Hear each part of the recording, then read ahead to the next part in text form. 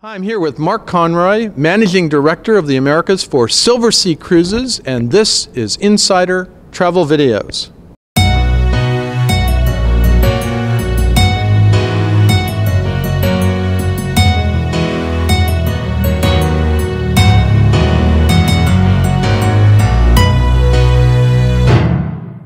Mark, we wanted to talk to you a little bit today about your latest new ship, and it's the first new ship in a little while now for Silversea.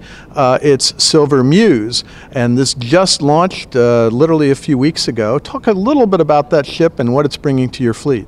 Well, what we did is we took a lot of feedback from our team on board and also from our past guests and asked them what they liked and what could be improved on the existing fleet. And we tried to build the ship around that. The ship is larger from a tonnage-wise. She's almost 40,000 tons. So it's the biggest ship you've had. Yes, by far the biggest ship we have. But she still only carries 590 guests. And what we've done is increased, first, the number of silver suites. That's our most popular suite aboard.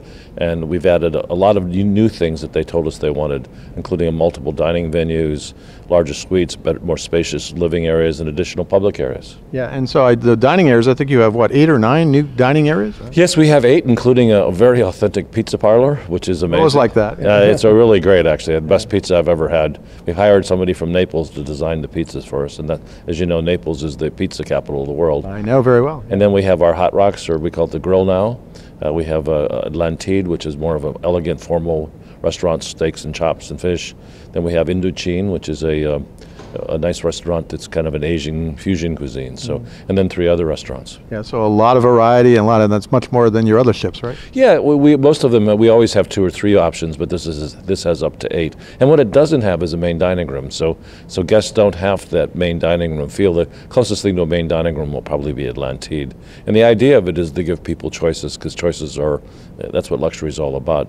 Plus we have 24-hour room service, of course. Absolutely. Well, you've always been known for your dining, so this actually augments that even more, right? Exactly. It's just, you know, what happens is everybody today has great accommodations and great suites and those sorts of things. And these are table stakes, including great food. I mean, people, our kind of customer, we kind of joke, what do they do for dinner when they're home? It's make reservations. So what we try to do is provide them that ability to dine around and enjoy themselves and either be relaxed or dress up or be casual or take an early dinner, late dinner, or even dinner in their suite.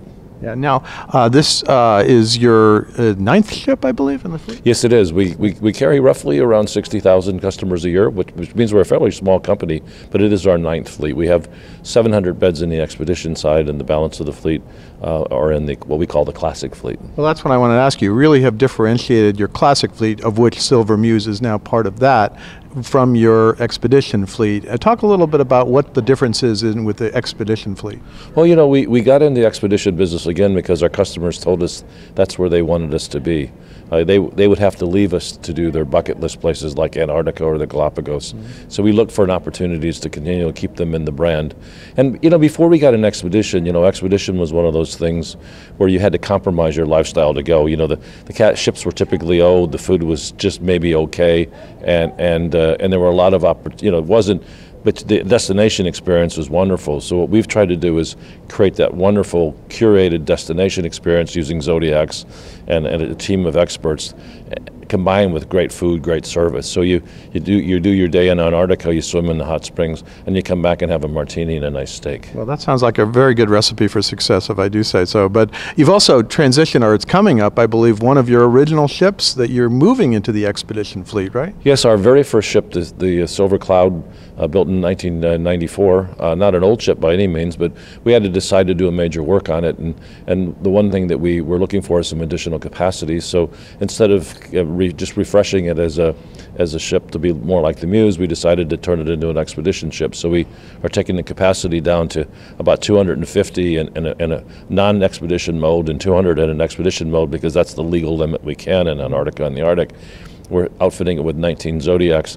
So think about it, it'll have all the advantages of an expedition ship, the great lectures and the great leaders and the Zodiac tours, and seeing the lights of the sights and the animals and things. And then again at night you'll have a lot of dining options. You'll have large suites, balconies. Almost every ship suite on the ship will have a balcony, so it will give us a great opportunity. So again, luxury combined with expedition, and a ship that began the whole luxury thing for Silversea, right? Exactly, and if you think about it, the Cloud was one of the first ships where almost all the ships were, the entire ship was balconies except for a few suites. So she was a kind of a pioneer in that area. Now she's a pioneer again with all the balconies we have on this ship. And the interesting thing, when we got into expedition, we've initially filled it with our past customers, and today 54% of our customers on the expedition fleet have never cruised before, which is an amazing number. So that's bringing in new customers to you, right? Yeah, and the beauty of it is a lot of these are people that think bad about cruising. They have the misconception that it's it's midnight buffets and eating too much and fanny pack and sneakers.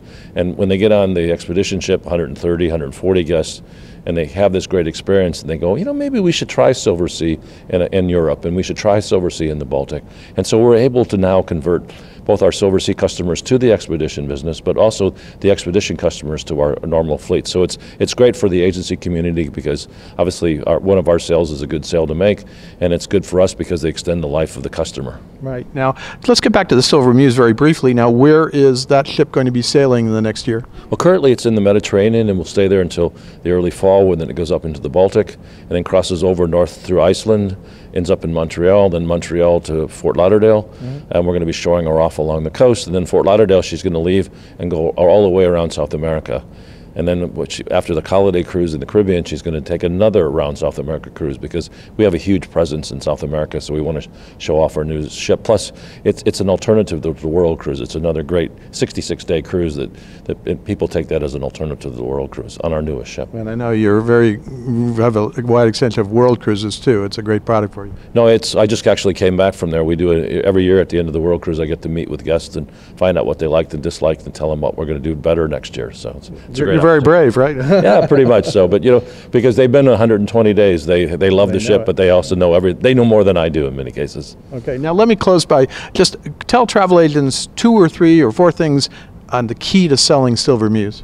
I think it's even any luxury ship, not just Silver Muse, but the biggest opportunity for us is there's only a little bit less than 9,000 beds in luxury, and there's 71,000 beds that are available in the premium lines that Holland America, Princess, Cunard, and Celebrity, that are suite quality that we have.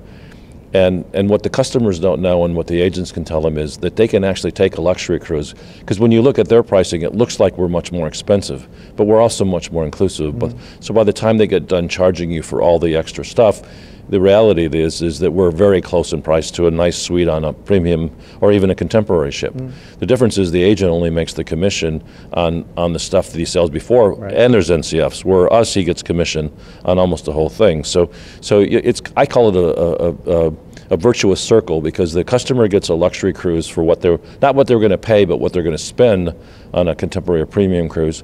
The agent makes twice as much money on the first booking, plus we run about a 50% repeat factor, so they're getting a newie. That customer's going to come back and time again.